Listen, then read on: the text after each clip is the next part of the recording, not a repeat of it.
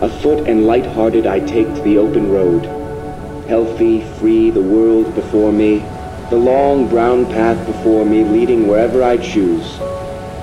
Henceforth I ask not for good fortune, I myself am good fortune.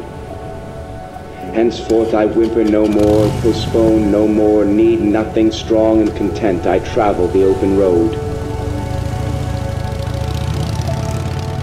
The earth, that is sufficient. I do not want the constellations any nearer. I know they are very well where they are. I know they suffice for those who belong to them.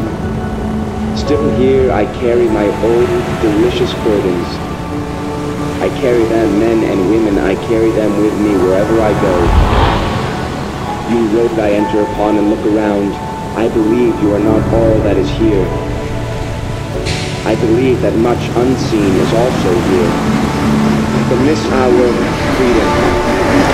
From this hour I ordain myself loosed of limits and imaginary lines, going where I list my own master, total and absolute, listening to others and considering well what they say, pausing, searching, receiving, contemplating, gently but with undeniable will, divesting myself of the holds that withhold me. We will sail pathless and wild seas.